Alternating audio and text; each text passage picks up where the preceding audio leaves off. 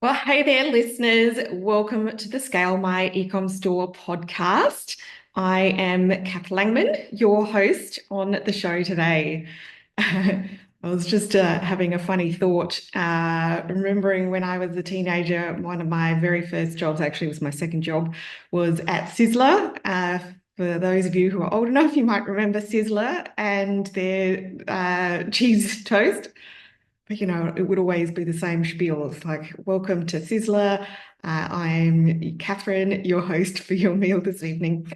Anyway, so obviously we're not talking about cheese toast today. We're going to talk about e-commerce. And when it comes to launching and growing your e-commerce brand, really other than your cost of goods, the two biggest expenses of operating your business will be your fulfillment and your marketing. And now I think, we all know very well that no courier or postal service is going to ship your orders out for free. So we're well trained to expect to pay for that service. But on the marketing side, the options and of course the fees involved for marketing and advertising, they really do exist on a very wide spectrum.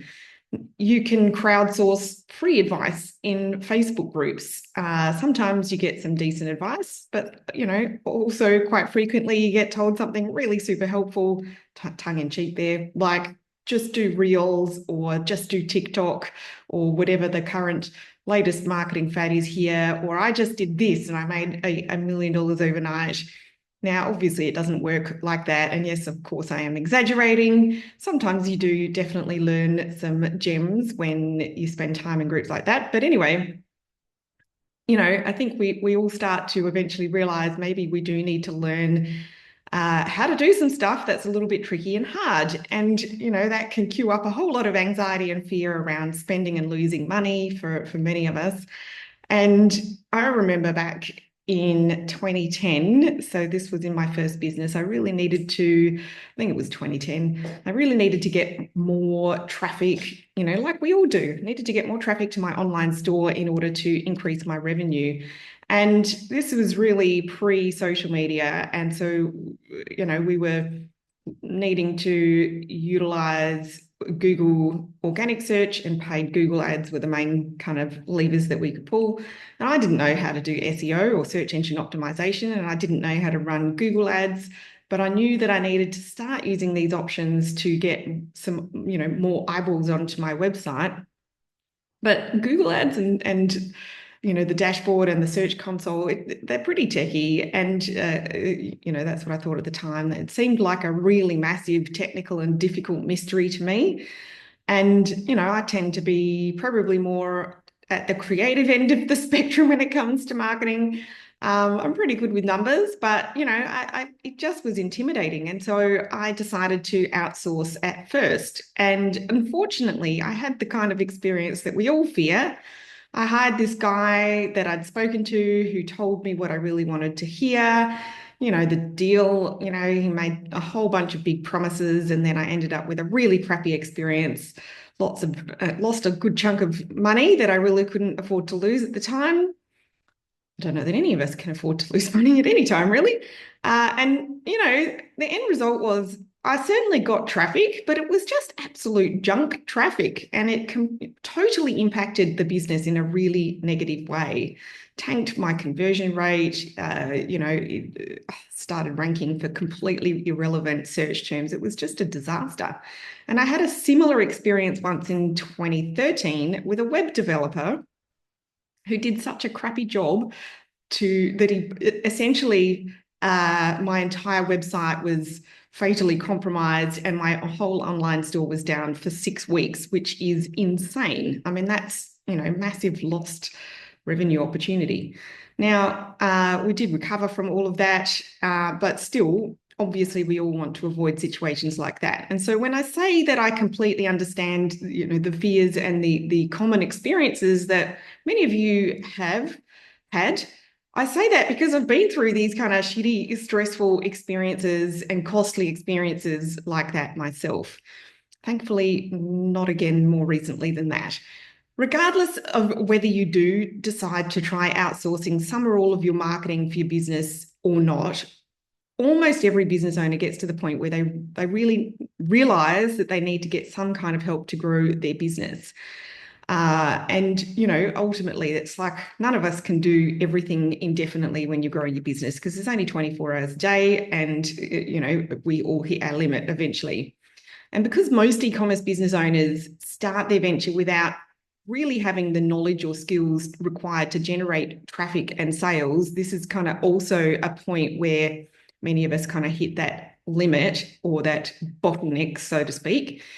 And there's so much that comes into it, from the overarching brand strategy to goal setting and budgeting to deciding what platforms to advertise on to, content creation to building out campaigns to working out what your budgets ought to be and what is a good result and what's a crap result, to, working out how to track your results and analyze that information. And then how do you optimize and scale? It's a little bit like James Bond once said to M, you have to be part monk and part hitman. And so in e-commerce terms, I liken that to part strategist, part creative, part tech nerd, and part analyst. And it's pretty tough to find one person who really excels at all of these skill sets. They do exist, but more often than not, you need to kind of have more than one person helping when you're really trying to scale an e-commerce business.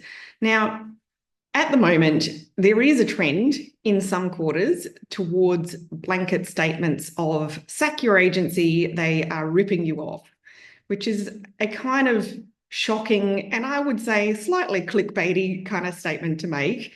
Obviously, from my story at the beginning of this episode today, I've had that experience too, and I know just how common it is.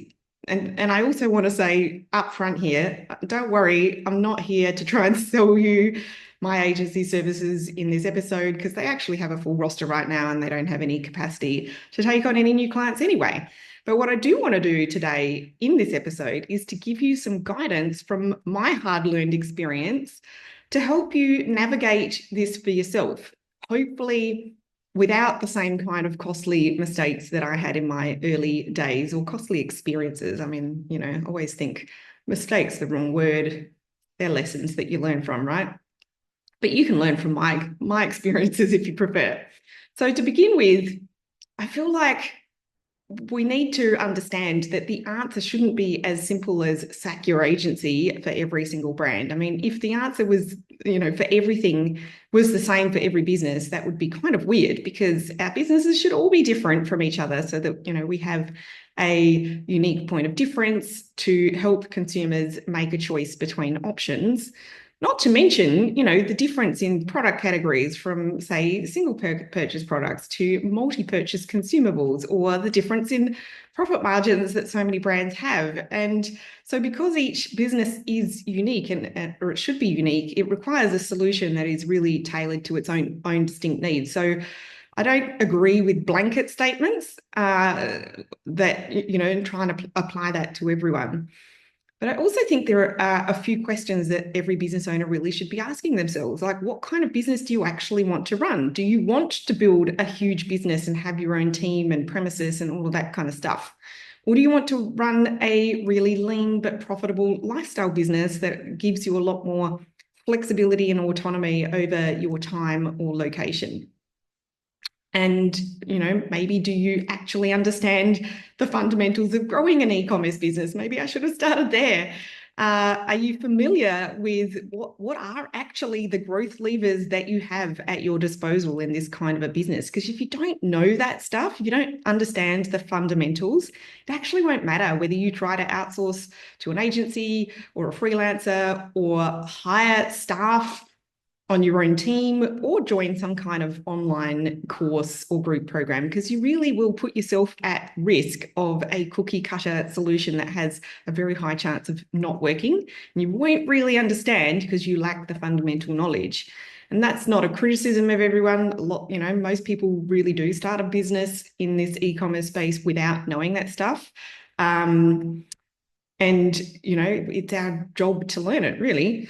But there's also another scenario that you might want to question yourself about and be really honest with yourself about this. And that's if you have had multiple negative experiences of either hiring staff or outsourcing or joining various programs. And that's is, if you have had multiple experiences like that, is it you or is it them?